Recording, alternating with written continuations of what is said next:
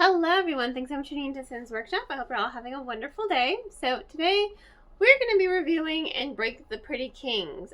This has been on my list of books to review. Finally got some time to do it. I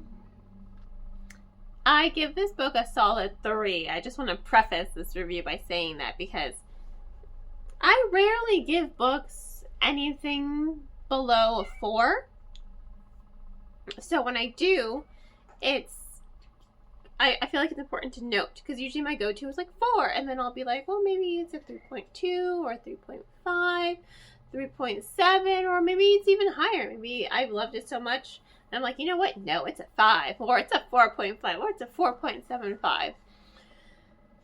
So I wanted to preface it by saying this is a solid 3, and I wouldn't go beyond that. The story is Korean folklore based, and usually I love Asian folklore. I devour that. If it's mythology based, if it's folklore based, I will devour it, and it's just like gimme, gimme, gimme. It's like candy to me. I love it. My issue with this book is it's not just one thing, unfortunately. Your story follows Mirei, and she is, the next in line to the throne. She is the daughter, and men in this realm are forbidden from having magic. They actually have like runes on their necks to prevent them from using magic, because there is this myth, the inconsistent son. He was a male with magic, so no. Men with magic, bad. So she is the next in the queendom to stop the inconsistent son. And in fact, she's prophesied to stop him. So she becomes the next high horomancer. She can switch, pretty much at her kind of coronation ceremony. She picks, an item based on an ancient queen. And that ancient queen is going to imbue her with another special gift. Her gift as high horomancer is she can switch bodies with a future self of her. So for a couple moments, she's able to slip into the future, and her future self will slip into the past. And it's not even the time travel element that was confusing. I actually quite liked the time travel element of the story, but I think I was looking at reviews to be like, am I the only person who felt this way? And someone, their review said it best. Is it Lina Jiang? Pretty sure it's Jiang. Make sure I'm thinking of the right. Yeah. So Jiang. She's very non-committal in her storytelling. Yes, the future is always changing. I think we kind of get that element of the story. There's nothing that's set in stone, but a lot of the things that she does see in this book do tend to happen. And yet it still seems like she's very detached from everything with Mirei.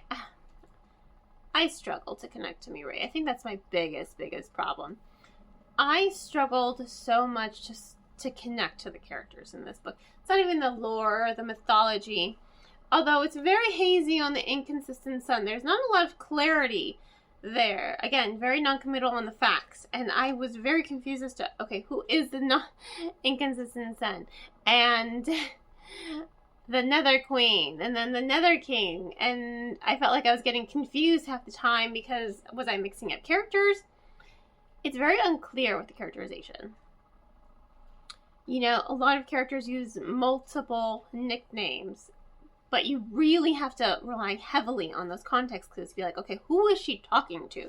So when I'm spending half my time reading and I'm just like, okay, who is she talking to again? And I'm struggling to find those context clues to be like, okay, she's talking to her brother, she's talking to her guard, she's talking to love interest A, possible love interest B. And I was just very confused half the time with the characters because I couldn't always keep them clear. They weren't like defined or anything, and it was very annoying to me to read them because I don't want to struggle to know who she's talking to. I don't want to struggle with the characters to know what is going on, and because it's important to know, like, who is she talking to in this context for this reason, because it's important to the plot, because it affects the plot. And even with the love interest, it's very much implied throughout the story that she's going to have a love interest with this guy, or she's going to have a love interest with this guy. And again, very non-committal on the love interest aspect, which is fine.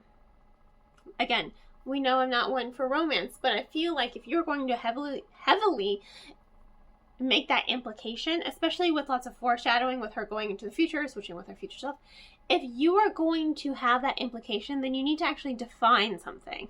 You can't just have everything be non-committal, because then what am I supposed to attach myself to? Me as a reader, if you're so non-committal in your storytelling, how am I supposed to attach myself to the story, or to the characters, or to the plot? It was very, very confusing. You know, the time travel element was the easiest part of the story for me to understand. And then Mireille, oh god, like I said earlier, she is the most frustrating character in the world.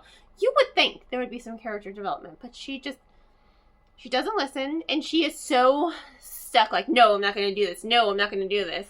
And then when everything backfires on her repeatedly, it's like, hey, maybe try listening to other people. Grow. There's nothing defining about her characterization. And she has absolutely no character growth. She is the same as she was in the beginning. And it's very frustrating to me, because I wanted her so much. You think all these moments in time that she's seeing, and all these actions he's taking, and everything that goes wrong, because the book is just one wrong thing going another after another after another. Everything goes wrong for her. You would think she would start to evaluate her characterization, her dynamic with her brother, with her guard, with her friends, with her just country. You would think she would start to grow. She does not grow. I saw no character development, like actual character development from her at all, and I hated that. So again, I was not able to relate to these characters. Like, some of them are funny, sure, but when one of them dies, I was like, oh, she's dead. Okay. I was not emotionally invested at all. And it was really, really annoying to me, because you guys know when I get emotionally invested in a story, like I am there. So it was just very, very frustrating to me to read this book, because, you know, that review on Goodreads, they said it best. It's very non-committal. You know, the pacing it feels all over the place. And this is a debut novel, and it has an interesting story with a plot, but it's just very confusing and hard to follow, and I'm just not able to relate or attach myself to the characters at all. I do not become emotionally invested in any of them at all, unfortunately. So, you know, c'est la vie, such is life. I was just disappointed in this book. And I honestly feel like me giving it a 3 is me being generous, because part of me wants to give it like a 2.5. I just was not able to follow the story at all. It just felt very, very confusing to me. Very confusing. And maybe if I had been able to become emotionally invested in the characters, maybe it would have been less confusing to me. So, you know, that is just my opinion, of course. If you like the book, great.